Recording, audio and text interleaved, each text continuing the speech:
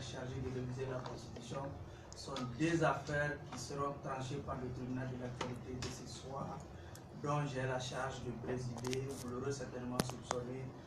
Pour ouvrir le débat avec moi, le juge Mohamed Youssouf Bachidi, alias Sarasbach, les juristes non moins porte-parole du CDR. Bonsoir Sarasbach. Bonsoir monsieur. Également la juge Fatoumata Sako Dina, elle est de la base présidentielle. Bonsoir. Aujourd'hui, à Bamako, les constats macabres sont devenus monnaie courante parce que l'insécurité s'accroît de jour en jour, se traduisant par des braquages, des cambriolages, souvent des morts d'hommes. Rasbach, à moins d'un mois, un imam froidement assassiné, un opérateur également assassiné, des commerces cambriolés, la liste n'est pas achevée. Comment vous entrevoyez ces crimes à répétition à Bamako, dans la capitale? Merci beaucoup, monsieur le juge à trois têtes. Vous l'êtes également ce soir. Merci pour l'invitation. La question elle est très cruciale. Elle est très cruciale. Sauf que quand j'ai reçu le terme, je me suis posé la question, est-ce que le mot recrudescence convient à la situation actuelle? D'autant que c'est quasiment une constance depuis 4-5 ans. Et le mot recrudescence, par définition, c'est l'aggravation avec une période courte d'accalmie. Ce que je ne semble pas avoir entrevu dans la marche de la vie des citoyens dans ce pays. Tout ce que vous venez de décrire de macabre sont quasiment un peu devenus le lot quotidien des moyens du pays. Vous savez que la sonnette d'alarme... Donc vous pensez que ce n'est pas un fait nouveau? Je vous apporte des preuves concrètes que tout le monde, tous les auditeurs et téléspectateurs peuvent vérifier de chez eux, de chez soi. Et en tapant sur Google, en 2014, le Républicain 17 décembre titrait déjà l'assassinat attaque à main armée en plein jour, à 19h avant 2014. Magazine, le 21 juillet 2015, braquage, vol à main armée et manière réclame plus de sécurité. Mettez la violence à Bamako 2014. Lourd article qui sort, selon les mois. En 2016, vous avez l'insécurité dans la cité. Bamako, une ville western sans chevaux. 2016. On arrive en 2017. Attaque à main armée, braquage, vol avec violence. Bamako, la capitale, devient une ville à la merci de ma femme. En 2018, un jeune homme, un taxi et des armes de guerre saisies. Donc c'est quasiment devenu quelque chose de banal. C'est devenu quelque chose de banal. Et pour le comprendre, il faut se poser 3 questions, 4 sinon. S'intéresser d'abord à la nature de la violence, les moyens utilisés par cette violence. Deuxièmement, la qualité de l'auteur de ce qui perpétue ces violences. Leur âge biologique, leurs conditions sociologiques. Troisième question, il faut se poser la question sur le but recherché à travers ces violences. Et quatrièmement, les forces, les institutions mises en place censées réprimer ce type de violences à travers les recherches de leurs auteurs, leurs poursuites et leurs condamnations. Et cela vous donnera une vue d'ensemble des causes qui n'ont de seul responsable que le pouvoir public. Est-ce que vous êtes en train de mettre en cause l'inefficacité des instruments chargés vraiment de réprimer ces crimes? Voici, je vous donne des indicateurs très simples. En 2006, et vous avez la présidente à l'époque de la Commission nationale chargée de lutter contre la prolifération des armes légères, qui était la générale Koulibaly Kani Diabaté. Elle faisait état à l'époque en 2016, 2014, tenez-vous bien, de l'existence de 6000 armes en circulation. 6000 armes en circulation, sans compter les armes artisanales. Et en 2018, le dernier rapport publié par la même commission de lutte contre la prolifération des armes légères, à travers la colonelle Nema Saga, qui fait état de 130 000 armes en circulation. Et pour terminer sur ce chapitre, vous avez un article qui nous rapporte l'entrée, si vous voulez, sur le sol malien de 40 000 armes, fusils de chasse, légalement, par suite d'une licence d'importation accordée à un coopérateur économique par le ministère l'Intérieur d'importer 40 000 armes de chasse. Et je ne crois pas que les militaires ont besoin des armes de chasse. Ok, on va arriver. Vous avez une idée du nombre d'armes en circulation en 2018, 130 000 armes en circulation contre 6 000 il y a 4 ans, en 2014. Ce qui traduit une explosion du nombre d'entrées de circulation des armes dans ce pays, comme si c'est un pays qui n'a pas de frontières, à l'intérieur qui n'a pas de service de contrôle, aux frontières qui n'a pas de service de contrôle et qui n'a pas de service de répression. Donc les armes circulent au point qu'on les ramasse dans les taxis, des armes de guerre. Ok. Gina, est-ce que vous pensez également comme Razbas que l'insécurité elle est récurrente du fait que l'État n'arrive pas à récupérer les armes qui sont sorties souvent des casernes à la suite de la crise multidimensionnelle de 2012? Et non, pas du tout, M. Sidibé. Je ne pense pas qu'on va M. Mohamed Abdelaziz. Et je voudrais juste qu'il m'apporte une précision parce que quand il parlait de la générale Kani Diabaté, il a dit 2006. 2014. Ensuite, il a dit 2014, il avait dit 2006. Je pense que... C'est 2014. Ok. Donc c'est parfait. Donc c'est 2014-2018. Ceci dit, avant d'entrer dans le vif du sujet, je tiens à m'incliner devant la mémoire de toutes les victimes de ces crimes crapuleux, que moi j'appelle crimes crapuleux et isolés, de ces dernières semaines. Le cas de l'imam Yatabali qui a été fait à son âme, qui a été assassiné par un de ses oulémas. Nous avons appris que la personne priait dans sa mosquée pendant près de 3 ans. Du jeune apprenti qui a été sauvagement assassiné hier soir. Et de tous les autres, de l'opérateur économique, je crois qu'il y en a 2. Il y en a un qui a été abattu il y a quelques jours à Verny par des bandits qui ont même laissé leur âme. Et de celui qui a été tué par son ami. Ça, il n'y a pas de crime plus crapuleux que ce cas-là. Et moi, je ne parlerai pas, on va être d'accord sur la recrudescence. Moi, je ne suis pas d'accord sur le mot recrudescence non plus. Et cette criminalité, nous ne la connaissons pas depuis ces temps-ci. C'est pourquoi d'ailleurs on parle de recrudescence. Voilà, non, mais c'est la s'emparer de la capitale. Vous savez, M. Sidibé, et l'avènement des réseaux sociaux a beaucoup facilité le partage d'informations. Vous savez, il y a des gens qui sont là, qui passent leur temps 24 heures sur 24 connectés sur Facebook. Il suffit qu'il y ait un petit problème, ils sont là, ils cliquent, ils partagent, souvent il y a beaucoup d'erreurs. Moi, je vais vous parler de 2 cas qui datent de 80. J'étais très jeune à l'époque. Beaucoup peut-être ne le savent pas, parce que maintenant, ceux de ma génération ne sont pas beaucoup sur Facebook. Mais moi, j'ai 2 hommes qui ont été assassinés dans les années 80. Il y a un opérateur économique qui était promoteur d'une station-service, Diakité, l'une des plus grandes stations privées du Mali. Ça s'appelait Arc-en-Ciel, à Djeliboubou. La station existe toujours, mais évidemment, et, ça a changé de propriétaire de logo, qui a été abattu un jour, je crois au mois d'octobre, à 20h30 dans sa station-service. C'était dans les années 80. Il n'y avait pas de réseaux sociaux, il n'y avait même pas de téléphone au Mali, il y avait les téléphones fixes dans les services. Ça, c'est le cas. Deuxième cas. Donc, vous pensez que les réseaux sociaux jouent un rôle amplificateur? Mais bien sûr, ce n'est même pas un réseau, c'est un réseau plus amplificateur. Et je voudrais terminer. Un deuxième cas que je vais vous citer, il y a le petit frère du footballeur Abdoulaye Diawara, communément appelé Blocus, qui s'appelle Baralidan, paix à son âme aussi, qui a été tué. Il était le promoteur d'une des rares boîtes de nuit de l'époque qui s'appelait Cotton Club. Et cette boîte de nuit se trouvait en plein centre de Bamako, qui a été abattu devant sa boîte de nuit. Ça, je vous dis, ça c'était en 86. C'est quoi la criminalité? La criminalité, c'est l'ensemble des actes criminels commis en une période donnée et en un milieu donné. Maintenant, elle est un peu partout. Donc, ce n'est pas un milieu donné, c'est à Bamako, mais il faut aller chercher les raisons de cette criminalité et ailleurs. Ce n'est pas lié au déficit des forces de police ou au déploiement des patrouilles de police.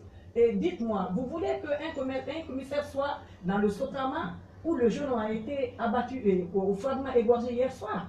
Un commissaire ne pouvait pas, ou un agent de police ne pouvait pas se trouver dans ce Sotrama-là. Et puis, si on analyse ces faits qui donnent foi dans le dos, apparemment, ça a été commis par un jeune garçon. Je ne sais même pas s'il est majeur. Doit-on amputer la faute aux politiques ou au pouvoir en place? Moi, je ne le pense pas. Rasbach doit dédouaner le gouvernement par rapport à tout ça? Je suis quand même un peu étonné. C'est d'une part ma grande sœur, c'est d'une part ma tante, c'est aussi un camarade de conviction de lutte,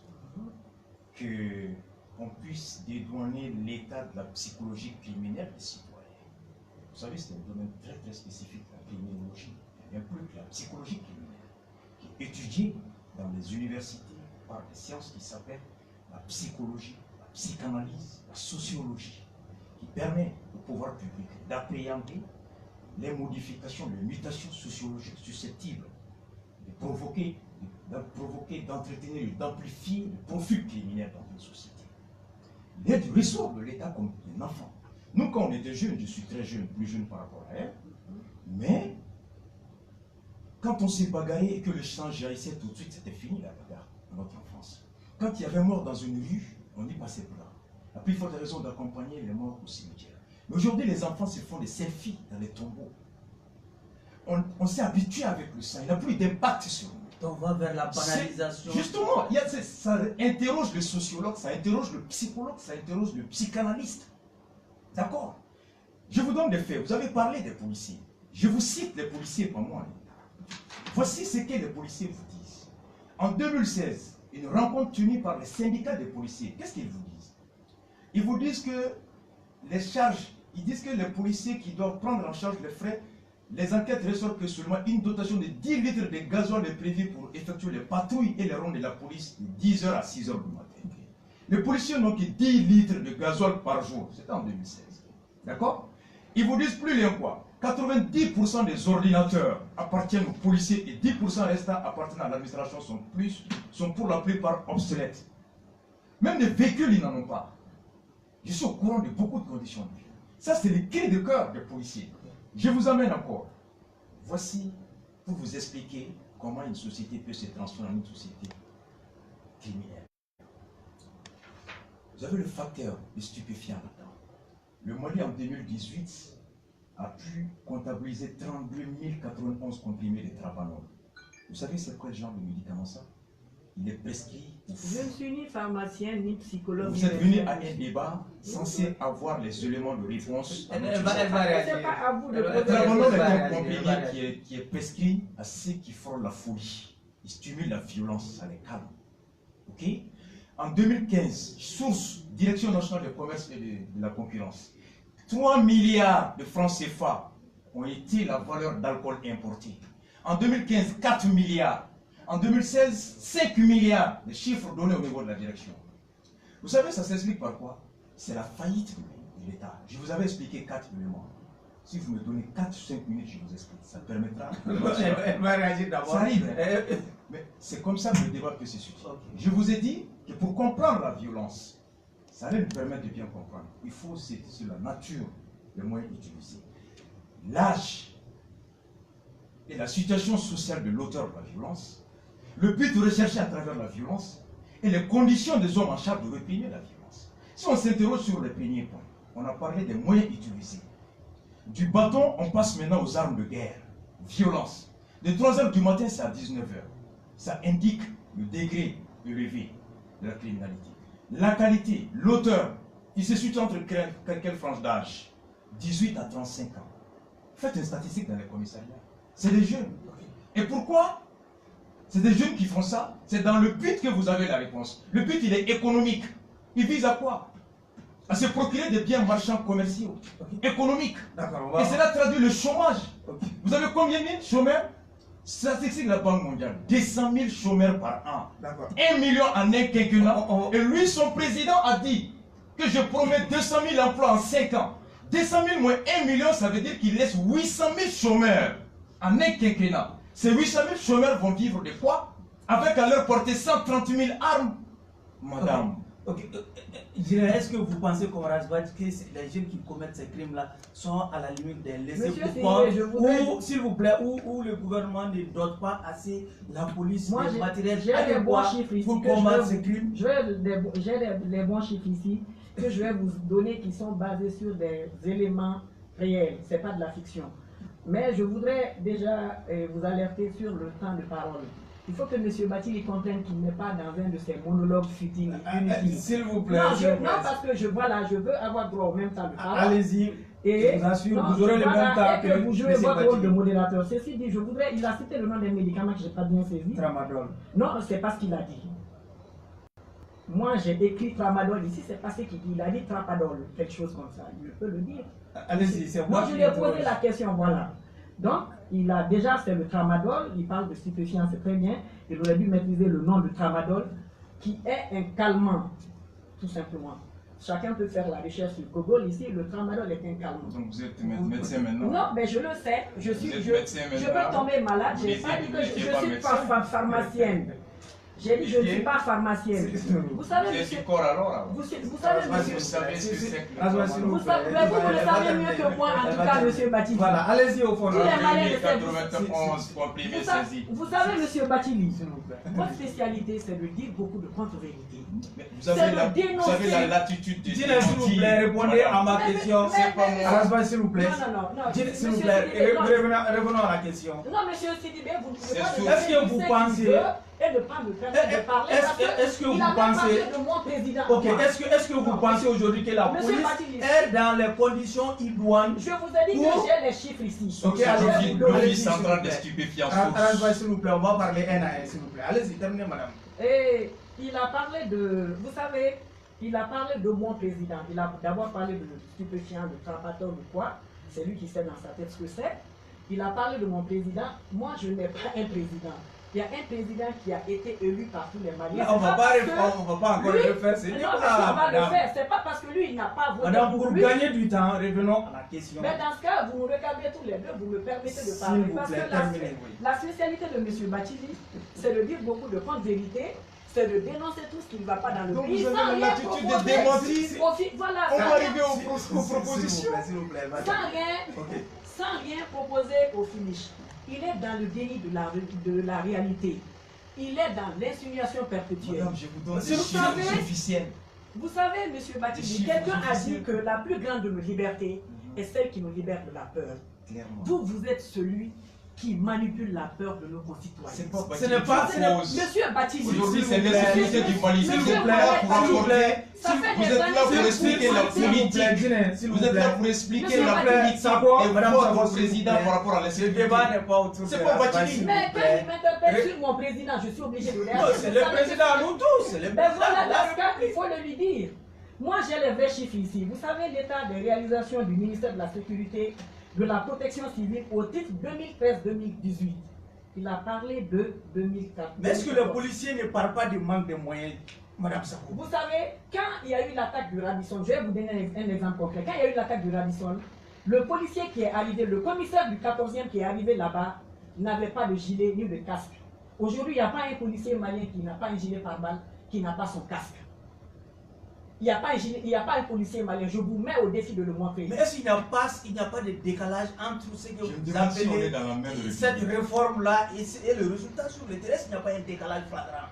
Mais il y a quel décalage? Je vous dis, je vous donne les chiffres. Quand vous dites que les m'interpellez. policiers sont dans de bonnes Je conditions vais vous dire. et qu'on En enregistre ces crimes à répétition. termes de renforcement de capacité opérationnelle, il y a eu des formations qui étaient organisées pour mettre en adéquation les méthodes nouvelles de guerre avec celles de notre police. Les nouvelles méthodes de guerre, c'est quoi? C'est la guerre asymétrique, c'est la cybercriminalité, tant à l'intérieur du pays qu'à l'étranger. Et ça veut dire que nos policiers ont bénéficié de formations à l'étranger.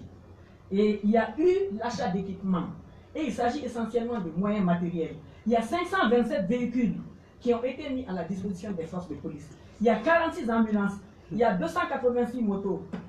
Il y a des effets d'habillement et de transmission, des armes et des munitions qui ont été mis à la disposition de nos forces de défense et de sécurité. Comment peut-on nous dire ce soir que ces forces de défense et de sécurité sont devenues? Rasbach, Vous savez, est-ce que vous êtes en train d'ignorer tous ces efforts je me du demande, gouvernement? c'est la question, je me demande si on est dans la même république. Parce qu'il y a moins d'1 mois, les policiers ont failli marcher. J'étais aux obsèques de l'un de leurs qui a été tué au cours d'un maintien d'ordre fin décembre à Bourg-Chose en commune 1. Pourquoi? Parce qu'ils ne portaient pas de casque. Ils avaient déposé un préavis de grève. J'ai interviewé les auteurs. J'étais aux obsèques à l'école de police. dans la revendication, c'était de leur doter des casques. Il y a moins de mois. C'est pourquoi je me demande si on est dans la même République. Je n'ai pas dit que c'est moi qui parle. J'ai cité les responsables des policiers dans le cours d'une interview qui te disent les conditions dans lesquelles ils travaillent. Je lui donne un indicateur. Elle a énuméré tous ces moyens, ces chiffres qui peuvent manipuler les esprits faibles. Tenez-vous bien le commissaire du 3e arrondissement. Qu'est-ce qu'il dit lorsqu'il a été interpellé, invité à une conférence organisée par les populations de la commune 2 par rapport à l'insécurité? Il leur a dit qu'en commune 2, il a une superficie de 16 km à couvrir, 20 000 à 200 000 habitants à sécuriser, et que par rapport au nombre de policiers à sa disposition, ça veut dire qu'il a 1575 individus à sécuriser par un policier. Un policier pour 1575 individus. Et sans compter, d'après lui, la grande mosquée, les dépôts de gaz, zones industrielles, Stade Modibo, les bars et autres. Vous savez, nous avons l'effectif de la police du Mali, c'est combien? Source Interpol, 7 000 par an. Le ratio de sécurité de police par habitant. Vous avez une idée là-dessus? Non. Je vais vous le donner. Écoutez-moi, je vais lui donner les chiffres. Elle a été s'informer au niveau du ministère de la Source, de la Sécurité par rapport aux moyens qu'ils ont payés. Ces moyens par rapport à la mission, à l'étendue de la mission. L'efficacité des moyens est fonction de l'étendue de la mission. C'est cela l'efficacité des moyens. Je t'ai donné une daba pour cultiver combien? 20 hectares, ça sert à quoi? Le daba. C'est cela. Voici ce que vaut. Ratio international. Il faut 100 000 habitants. 100 000 habitants, c'est ce qui relève comme charge de sécurité par rapport à une unité de sécurité. Au Mali, on a 7 000. 18 millions divisé par 100 000, ça vous donne combien? 180 000. 180. 180, vous divisez 7 000 par 180, ça vous donne combien? Ça vous donne 38 policiers pour 100 000 habitants. C'est le chiffre, l'indication que tout le monde peut vérifier international. En France, vous avez en Espagne 1500 et quelques policiers pour 100 000. En France, 200 et quelques. Et ainsi de suite. Allemagne, 280 et quelques comme ça. France, 160 et quelques policiers pour 100 000 habitants. Au Mali, on a 38 policiers pour 100 000 habitants. Et vous avez le chiffre qui est confirmé par le commissaire du 2e arrondissement.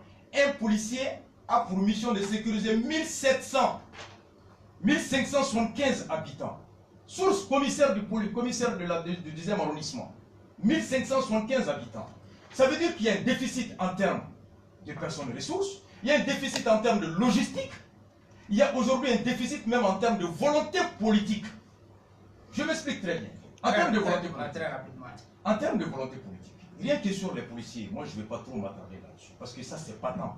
10 litres d'essence pour 24 heures patrouille, ça ne vaut même pas 1 km à la ronde. Ok? De deux, qu'est-ce qui a été renforcé? Les policiers eux-mêmes se plaignent de la qualité même des formations. Écoutez, sergent qui dit, les instructeurs ne maîtrisent pas leur sujet et leur niveau est très bas. Il serait sérieux de mettre ces fonctions en compétition. Ça, c'est le syndicat national de la police qui met eux-mêmes en cause la qualité de formation qui relève de la politique sécuritaire des autorités actuelles. Ok, d'accord. Donc, lorsque la politique est défaillante, les moyens sont déficitaires, les hommes sont déficitaires, vous voulez fabriquer un résultat sur la base d'un certain nombre de chiffres et vous étonnez et dire que l'État a mis beaucoup de moyens, 280 motos, quelques trucs comme ça, quelques trucs là, et que tous les policiers aujourd'hui sont dotés de gilets, que tous les policiers aujourd'hui ont des casques. Ils vous écoutent, les policiers. Un policier s'est fait tuer récemment, il y a moins d'un mois. Défaut des casques. S'il vous plaît, Fatmata Sako, vous l'avez dit, l'État a fait des efforts pour mettre nos forces de défense et de sécurité dans des bonnes conditions pour mettre à bien leur mission, mais malgré tout, une certaine opinion commence à réclamer la tête du ministre de la Sécurité. Est-ce que c'est une demande sévère? Vous savez, je suis contente qu'il ait cité le cas de la France, parce que si je vous donne les chiffres en France, je crois qu'il y aurait plus, c'est pas un... Il serait bon que vous répondiez très Oui, je vais répondre, mais je ne peux pas le laisser raconter. Allez-y. Elle me taire sur ça. Monsieur Sidibé, ça ne marche pas. Nous sommes dans un débat. Et vous m'interrompez à chaque fois, vous le laissez parler, mais ce n'est pas grave, je sais me défendre. Et il a fait cas de la France. Vous savez combien de meurtres il y a en France par jour ou par an? Je vais vous donner les chiffres par an. En 2016, il y a eu 892 meurtres. Je ne dis pas en France, hein, à Paris. Il veut et là-bas, ça se compte à la seconde. Aux États-Unis, je ne vous donne même pas le chiffre. C'est 357 par jour, ça donne 3 dans le monde. Nous pouvons tous aller faire des recherches sur le net. Les chiffres qu'il vient de donner, je ne sais pas d'où il les sort, mais ce qui est sûr, et 569 000 ménages ont été victimes de tentatives de braquage. Quand le ministre Bruno Le Roux l'a expliqué, personne n'a demandé sa tête. Au contraire, les gens ont demandé à ceux qui déploient plus d'efforts pour leur protection. Ça, c'est d'un. Moi, je vais vous dire, les patrouilles ici, on demande la tête du ministre de la Sécurité, mais bon Dieu, pourquoi? Nous ne sommes pas en politique. Quand il s'agit de questions sécuritaires, c'est des questions supranationales. On ne parle pas de politique. La police effectue plusieurs genres de patrouilles. Un, il y a les patrouilles normales qui sont déployées de jour comme de nuit, mais qui sont renforcées la nuit en cas de besoin. Il y a les patrouilles pédestres. Elles sont dédiées aux missions dans les marchés et dans les lieux publics. Il y a des patrouilles motorisées qui font un travail de veille et de surveillance dans Bamako. Et toutes ces patrouilles sont organisées par les 16 commissariats et les forces spécialisées. Les 16 commissariats du district, et n'oubliez pas les 2 commissariats à la périphérie de Bamako, celle de Kalabankoro et celle de Moribabougou, qui n'avaient pas de commissariat. Vous savez, avec la démographie qui est galopante, on ne peut pas, la sécurité à 100% n'existe pas, et on dit aussi que le risque zéro en matière de sécurité n'existe pas. Et il y a la BAC qui intervient en cas de menace assez importante. Après la BAC, il y a ce qu'on appelle aussi la FSI, c'est les forces de surveillance et d'intervention. Il y a 3 grands checkpoints à Bamako que tout le monde voit. À partir de 23 h, tu te retrouves en ville. On ne peut pas rater les checkpoints des différents ponts. Et en plus de ça, il y a un checkpoint au pont de Weweanko. Ça, tout le monde le sait parce que c'est l'entrée du Mandé. C'est pour éviter justement qu'il y ait le grand banditisme, qu'il y ait le trafic de véhicules. Et toutes ces patrouilles, qu'est-ce qu'elles font? Mais elles font un travail de non seulement surveillance, mais elles font un travail de contrôle. Elles contrôlent non seulement les véhicules, les engins à 2 roues, mais elles contrôlent les passagers qui sont dans les véhicules. Elles contrôlent même les passagers qui sont sur les engins à 2 roues. On ne peut pas faire de comparaison en 2016 et maintenant, parce que la démographie est galopante. Moi, je veux qu'ils me disent, il a parlé de lui-même dans ses chiffres, il a parlé de 1 policier pour 180 000 habitants. C'est ce qu'il a dit. Ensuite, il dit que le commissaire du 3e ou de je ne sais pas quel arrondissement a dit, quand il voulait aller en grève, qu'il y a 1 policier pour 1000 et quelques habitants. Il faudrait qu'on nous dise, le Mali n'a pas les mêmes moyens que la France qui est la 4e puissance économique du monde. Ça, il faut qu'on se le dise. Vous savez, quand on a l'habitude d'être en face de téléspectateurs ou de suiveurs, on ne peut pas se permettre de venir raconter n'importe quoi dans un débat. Ça ne marche pas. C'est vous le modérateur. Modérez des 2 côtés. Ok. Arasba, est-ce que c'est trop demandé aujourd'hui par une partie de l'opinion qui réclame vraiment la tête du ministre de la Sécurité? Vous savez, elle vient de parler des patrouilles. Encore une fois, allez-y bien vous informer. Ça vous évitera d'avancer. Je suis très bien informé. Ça vous évitera d'avancer. Je suis bien informé et par les personnes qui laisseront paraître des choses qui ne sont pas bonnes à vous connaître. Vous savez, je vous cite toujours les policiers, qui sont les hommes du terrain. Les policiers ou les policiers? Les policiers, les 2. Policiers et tout le monde. Qui vous disent ici que nous avons besoin de véhicules pour effectuer beaucoup de patrouilles et les rondes de police. Vous savez, selon le directeur général de la police, combien de patrouilles ont-ils effectuées en 2017? 1154 à Bamako. 1658 au total à Bamako, juste l'ensemble du Mali. Vérifiable sur le bord, journaux qui ont rapporté ces rapports. Sur l'ensemble du Mali, ils ont effectué 1658 dans les régions, à Bamako, sur 1154 patrouilles. Vous divisez 1154 par 365, ça vous donne à peu près 3 patrouilles par jour. Et vous savez combien d'hommes sortent pour une patrouille? Vous le savez? Merci. Je vous dis ce que les policiers disent là-dessus. D'accord. Et moi, j'ai les chiffres officiels. Ce n'est pas des policiers. Je vous adore là-dessus. Écoutez bien ce que les policiers disent.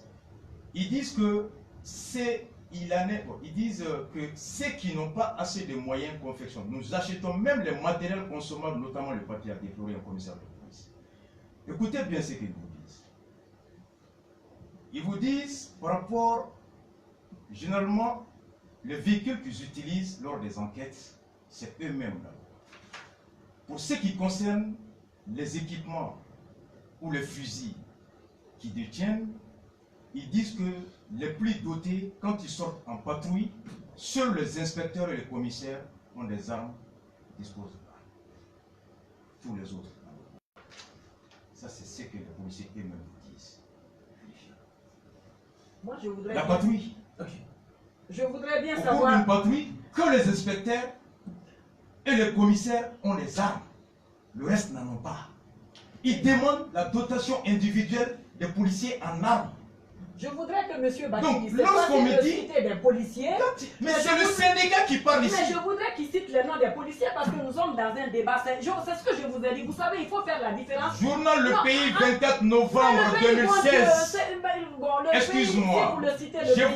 Je vous laisse ça aussi. Monsieur Bati, Je vous cite le commissaire du 3e arrondissement, Moussoubi Arbi, qui est cité là-dedans. Dans un Vous journal. avez dans un journal qui s'appelle Le Reporter, l'article de le journaliste s'appelle Naa Moumama.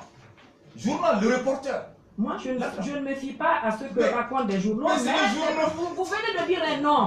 Mais ça, c'est très bien parce que vous dites, vous citez des policiers, mais vous ne dites jamais de nom ni de commissariat. C'est le trop facile. syndicat de la police qui le dit, Moi, qui je- appelle les journalistes qui moi, leur je font vous part de invite leurs sur les conditions de patrouilles. travail. Bon. Le préavis de grève qui a été déposé par le syndicat de police. Les doléances ont été rendues publiques. Dans lesquelles doléances nous mettez non qu'il y a l'absence de casque, mort d'un policier pour défaut de casque.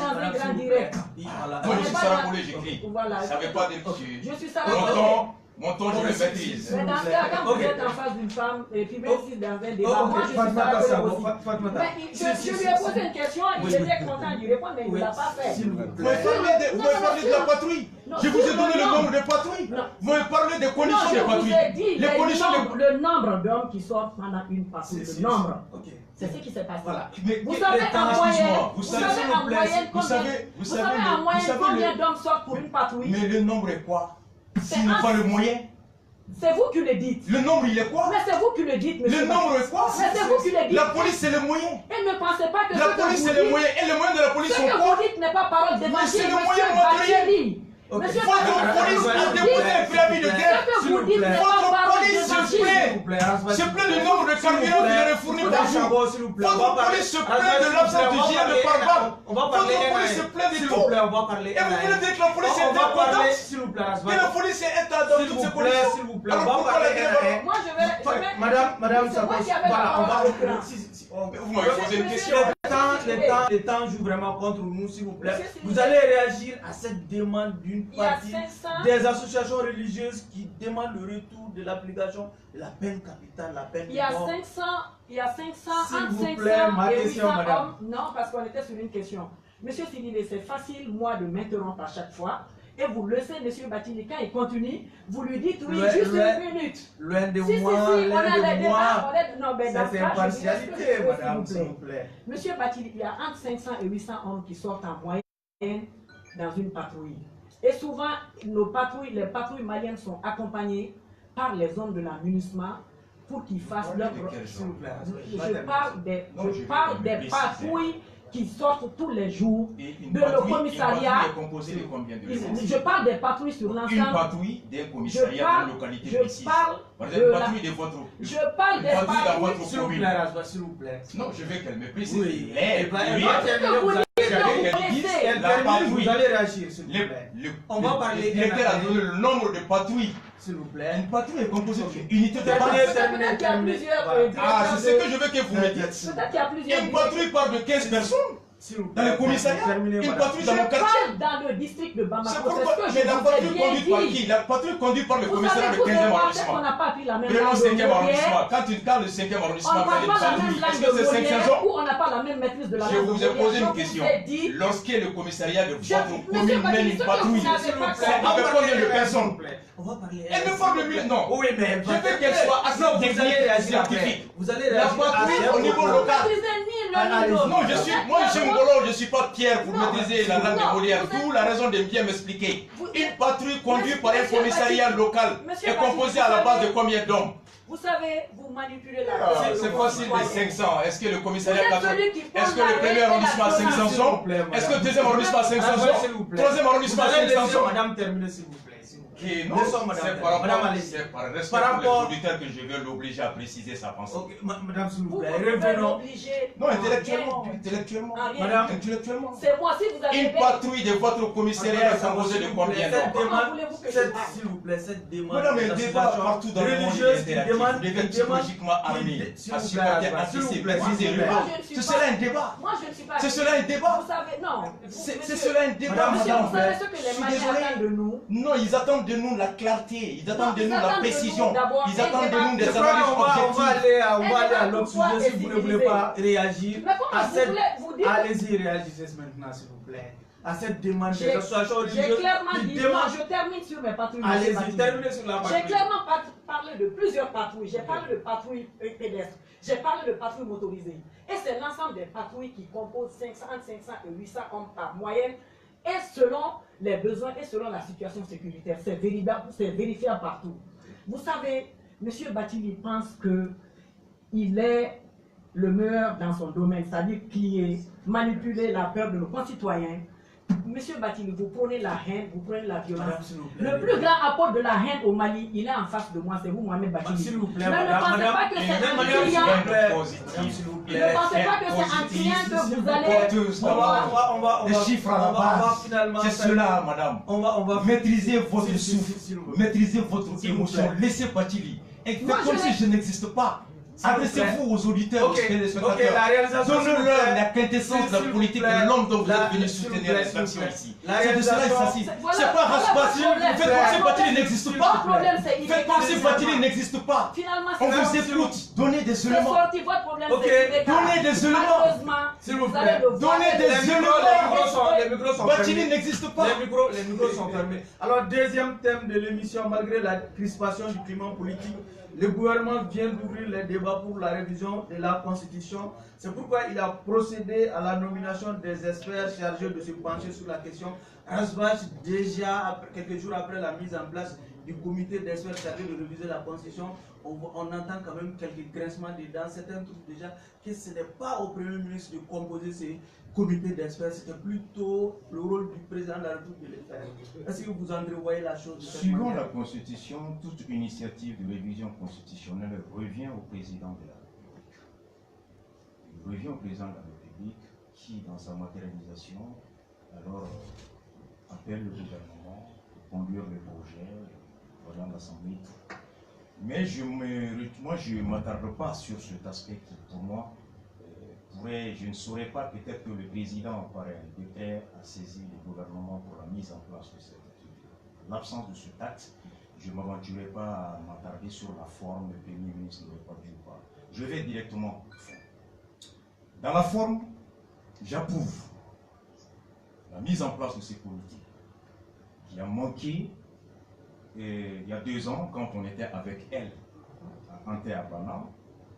La mise en place de ce comité qui avait été mis en place, mais dont la conduite n'était pas assez inclusif, je veux dire. Lorsque on prend le communiqué qui est en face, qui a été rendu public par la cellule de communication de la primature, les 11 membres ont été nommés, mais leurs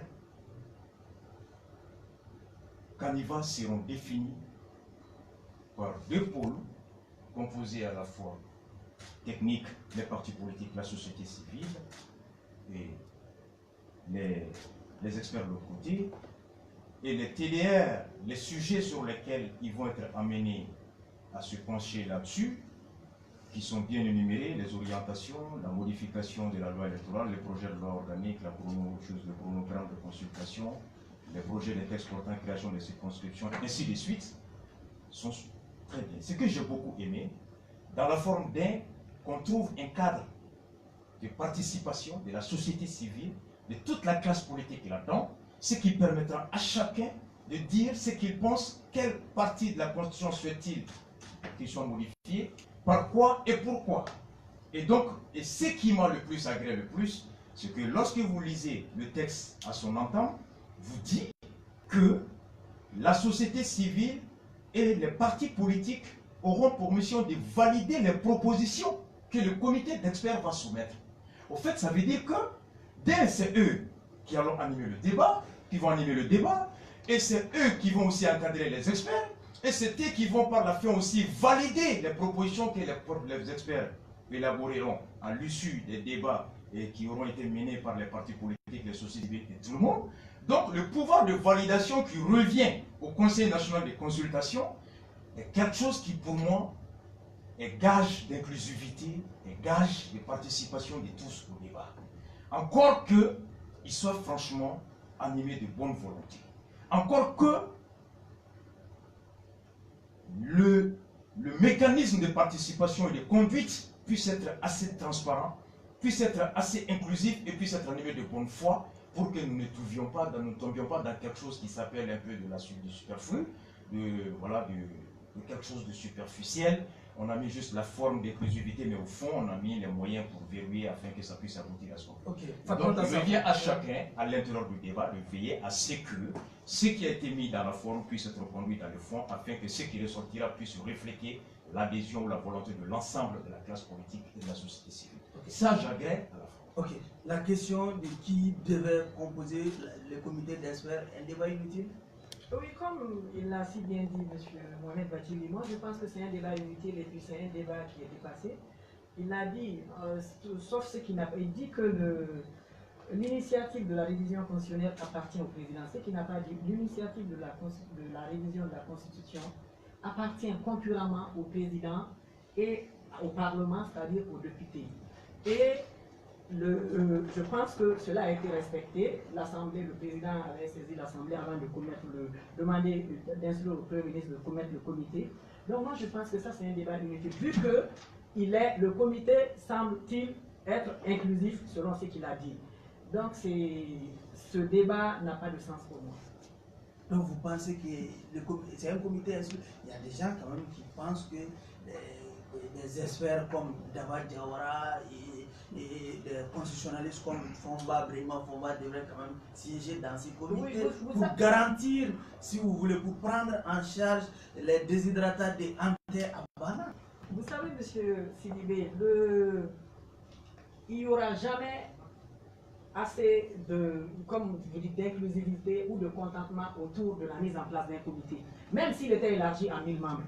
Je pense avoir déploré l'absence de Daba Diawara dans ce comité, sur votre plateau ici. Je pense l'avoir fait parce que c'est l'un des plus grands constitutionnalistes de Mali. Je pense que le Dr Fombab aussi, nous avons cheminé ensemble dans Ante Abana. Mais ce qu'il faut savoir, c'est que la charte suprême, qui est la Constitution, et qui détermine l'ensemble des règles les plus importantes donc, du fonctionnement et de l'organisation des pouvoirs publics, la nôtre est assez vieille maintenant. Et tout le monde est unanime qu'il faut aller vers un toilettage ou une révision. Et aussi, nous avons signé l'accord de paix. La crise multidimensionnelle que nous connaissons depuis a connu son épilogue avec la signature de l'accord de paix de, je crois, le 20 janvier 2015, c'était si je ne me trompe pas. Et il faut adapter cet accord à la Constitution et non le contraire. Ceux qui sont là en train de critiquer le comité font croire. C'est des messages qui sont véhiculés à dessein pour faire croire au peuple malien que c'est la Constitution que nous allons adapter à l'accord. Ce qui est faux et qui est vous étiez parmi ceux ou celles qui prônaient ces mêmes discours en 2017. Non. Je vous ai dit ici, on n'a jamais prôné ce discours. Nous, ça qui est là, vous a bien dit qu'il y avait plusieurs courants dans Ante Abana. Nous avons estimé que le moment n'était pas bien choisi. Le moment était inopportun pour organiser une révision constitutionnelle. Et nous voulions que ça soit inclusif. Je pense que s'ils avaient mis ce comité d'experts en place en 2017, le pays n'aurait pas connu mais il y avait les troubles. Non, ça n'avait pas été fait de la même... Il y avait peut-être que c'était le fond, mais la forme n'avait pas été mise sur la mise en place de ce comité. Donc c'était une question de personne finalement qui est le contenu du projet proposé? Non, ce n'était pas une question de personne, mais je vais vous dire ce quelque chose n'était pas aussi. le comité qui était en cause en 2017, plutôt le contenu. Vous savez, en 2017, personne n'avait et personne ne monopolisait, n'avait le monopole de Ante Abana. Ante Abana, comme moi j'aimais à le dire, c'était les Maliens qui en avaient marre de Ils sont tout. des gilets jaunes à la Voilà, française. bon, je ne parlerai pas de gilets jaunes parce que ne me mettez pas dans la bouche ce que je n'ai pas dit. Il y avait tout dans Ante Abana. Il y avait beaucoup de gens qui étaient là parce qu'ils en avaient marre de leur quotidien. Ils en avaient marre de la cherté de la vie. Ils en avaient marre de la vacuité du panier, de la ménagère. Donc, c'est tous ces gens qui étaient réunis dans Ante Abana. Et c'est pour ça que ça n'a pas pu continuer, parce que peut-être que chacun avait une ambition différente, chacun était animé par d'autres choses. C'est pour ça que ça n'a pas pu continuer. Et je pense que M. Bati sait pourquoi ça n'a pas continué. Moi, je le sais pourquoi ça n'a pas continué aussi. Cette fois-ci, on sent cette unanimité autour de ces 4e essais finalement. Mais, comme elle a dit, je ne crois pas que vous puissiez trouver quelqu'un aujourd'hui au Mali qui s'intéresse à la République et qui ne puisse pas vous dire qu'il faille aujourd'hui réformer, réviser la Constitution. L'opportunité ne se pose pas. Non, la nécessité se pose. Il y avait une question d'opportunité en 2017 qui n'est pas complètement variée, mais entre-temps, est passé les élections présidentielles qui ont été l'occasion de mettre à l'épreuve certaines institutions, de voir leurs limites et se convaincre qu'il faut aller vers ça. À ce titre, nous, au niveau de CDR, comme beaucoup d'autres, nous sommes aujourd'hui qu'on puisse réformer le processus électoral, qu'on revienne à la CENI, à sa création, pour la doter de toutes ses prérogatives, structures indépendantes, avec pouvoir d'organisation pleine et non de contrôle. On dépossède l'administration. Nous sommes aujourd'hui pour la révision constitutionnelle, en ce sens qu'il y a question aujourd'hui par rapport au mode de nomination des membres de la Cour constitutionnelle. Nous sommes aujourd'hui pour la révision, en ce sens qu'aujourd'hui, il est important que la séparation des pouvoirs est tout sauf réelle au Mali. Le pouvoir judiciaire est inféodé au pouvoir exécutif. Le président de la République, selon la Constitution, est le chef suprême du Conseil supérieur de la magistrature qui a pouvoir de mutation des juges. Le président de la République, selon la Constitution, a le pouvoir de nommer sur proposition par décret les membres de la Cour suprême. Donc, il n'y a pas de séparation des pouvoirs. Nous sommes qu'on aille vers aujourd'hui une démarche qui puisse vraiment rendre effective cette séparation, qu'on puisse enlever le président de la présidence de la République de la Société et en faire aujourd'hui ce qu'elle a dit. Je ne suis pas d'accord avec elle. Ce n'était pas ça l'objectif au niveau de l'Anté-Abana. La révision en 2017, j'espère qu'elle ne soit pas motivée par cela cette année, était de transformer la Constitution pour la calquer sur l'accord. C'était ça qu'on lisait à travers le projet. Et qu'est-ce qu'on avançait comme argument? Que nous avons signé un engagement à Alger. Il faut le respecter. Et que cet engagement disait qu'il faut revoir l'architecture institutionnelle pour accroître ou améliorer la participation des citoyens dans la gestion des affaires publiques. J'aimerais que, à travers cette révision, et vous avez entendu le gouvernement dire que l'année 2019 sera une année d'élection sénatoriale, ainsi de suite. On l'a tous entendu. Qui parle du Sénat? C'est l'une des raisons de la révision. Nulle part dans l'accord, il n'est question du Sénat. Mais qu'est-ce qui a changé entre temps? En 2017, j'ai proposé à ce projet de révision parce que la situation sécuritaire ne s'y prêtait pas à une révision. Qu'est-ce qui a changé entre temps? C'est ce que je dis. En 2017, la situation sécuritaire était l'élément majeur de l'opposition de ceux qui étaient au sein de Anté-Abana. Mais entre-temps est passé les élections qui ont été l'opportunité d'évaluer certaines institutions et qui nous a amené à prendre conscience qu'aujourd'hui, il est urgent, par rapport même aux élections futures qu'on a devant nous, de revoir le processus d'organisation afin qu'il ne soit pas organisé dans les mêmes conditions que les présidentielles et qu'on ne soit pas amené à sortir dans la rue pour continuer les mêmes contestations et fragiliser le climat social. Voici la nécessité, la quiétude, l'esprit de paix qui nous donne. Et pour terminer à ce niveau, quand on parle de l'accord, vous en avez fait cas, on a signé, c'est ce qui a été avancé. Je vous mets au défi de tout le monde. Nulle part dans l'accord, il n'est question. L'esprit du Sénat, l'esprit dégagé dans l'accord qui est la participation, d'augmenter la participation des citoyens. Nous avons des institutions aujourd'hui dans notre constitution qui ont été créées et qui jouent ce rôle. Le Conseil économique, social et culturel est un organe composé de qui? De représentants des syndicats, de représentants des collectivités, des Maliens de la diaspora qui ont pouvoir de donner leur avis sur toute politique de développement économique. On va donner le temps à Fatmata Sango de réagir qui nous tient après vous. Déjà, je voulais lui dire que si il parle, il dit qu'il n'y a pas de séparation de pouvoir au Mali. Vous le contestez? Vous dites que le pouvoir législatif et le pouvoir judiciaire est inférieur au pouvoir exécutif. Oui. Si c'était le cas, je crois que vous seriez en prison, M. Pachi. Si c'était le cas, Mais non. je vous l'ai dit. Qui est le président du Conseil supérieur de la magistrature? S'il vous plaît, elle va terminer. Mais allez-y, mais non, allez-y. soit elle ne comprend pas, S'il vous ou plaît, elle fait semblant. Et puis je voudrais dire à M. Mohamed Batili que le bicaméralisme et dont on fait cas dans l'accord, le bicaméralisme veut dire... Non, je ne parle pas, vous savez. Si vous ne permettez pas, ça allait vous permettre. Allez-y, madame. Terminez. Vous savez ce que ça veut dire un parlement bicaméral? C'est quoi? Un parlement de chambres. Voilà, donc il en est fait cas dans l'accord. En fait, c'est le Haut Conseil des collectivités qui va sauter et que le Sénat va remplacer, tout simplement. C'est ça. J'ai clairement dit, vous dites que vous n'avez pas compris ce que j'ai dit. J'ai dit qu'on ne devrait pas adapter la Constitution à l'accord, mais c'est bien le contraire, c'est ce que je vous ai dit. C'est l'accord que nous allons adapter à la Constitution, qui est la loi fondamentale du Mali. Je vais vous lire l'article 3 de l'accord. Qu'est-ce qu'il dit? Il dit: les institutions de l'État malien prendront les dispositions requises pour l'adoption des mesures constitutionnelles nécessaires à la mise en œuvre des dispositions du présent accord. Cela veut dire que l'acte juridique qui relève des inconstitutionnalités sera corrigé et mérite d'être corrigé avec la révision constitutionnelle. Vous l'avez si bien dit, tant qu'on ne révise pas, il y a des manquements et il y a des insuffisances que nous ne pourrons jamais corriger. Ça, il faut qu'on soit d'accord là-dessus. Maintenant, quand vous me dites que le Sénat n'est pas mentionné, peut-être que nous n'avons pas le même accord. Le Sénat fait bien partie, c'est une deuxième chambre qui devra être créée et donc le Haut Conseil des collectivités devra sauter.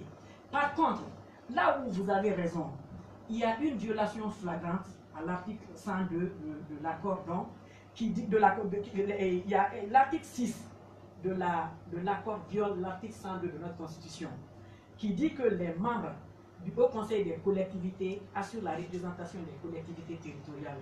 Les Maliens établis à l'extérieur sont représentés dans cette chambre. L'accord dit le contraire. Voilà où il y a des problèmes et il est urgent, il est même impératif d'aller vers cette révision pour corriger toutes ces inconstitutionnalités.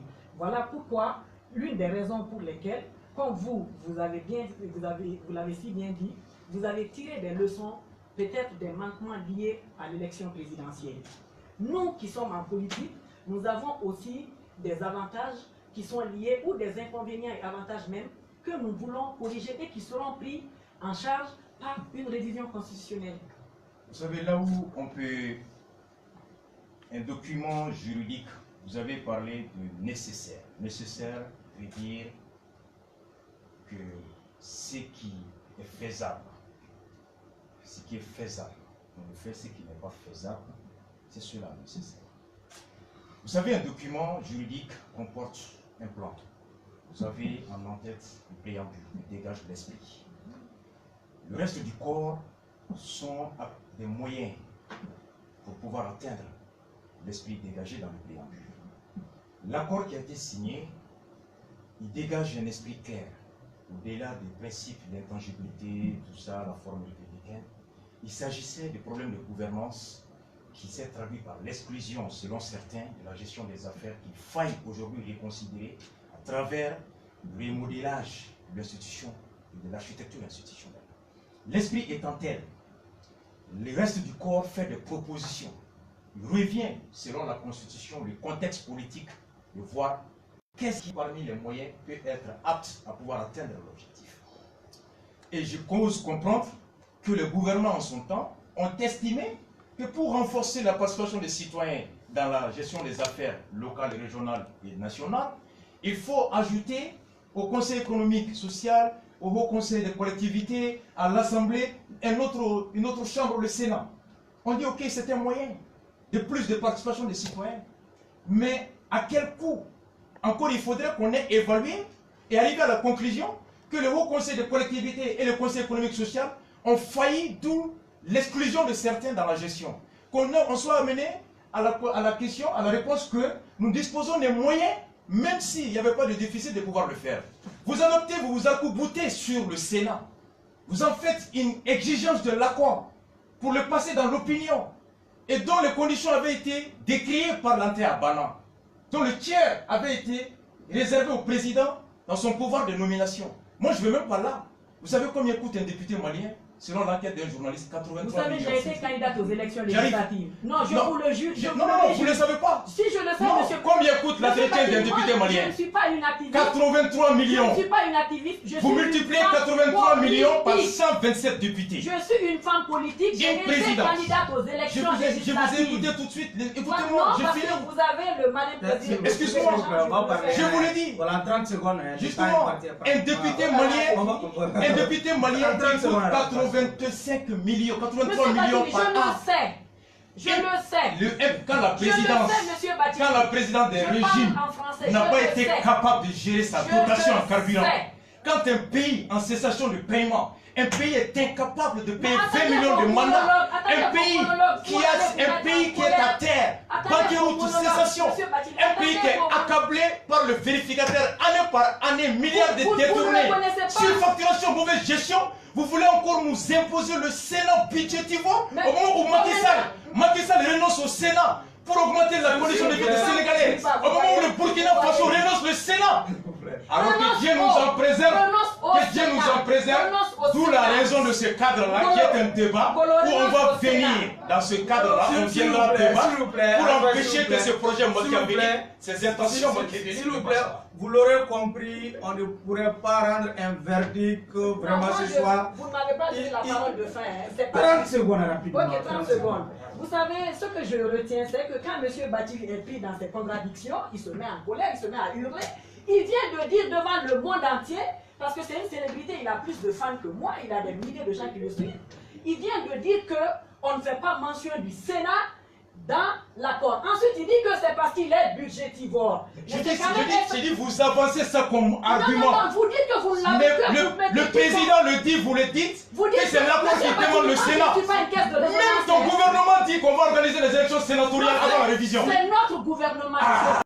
S'il vous plaît. C'est notre gouvernement. Vous êtes là pour défendre les actions de ce gouvernement. En fait, moi, je suis là pour décrier, désapprouver les actions. C'est ça la raison de ce débat. Nous ne sommes pas dans vos débats futiles. Mais c'est un débat scientifique, madame. S'il vous plaît.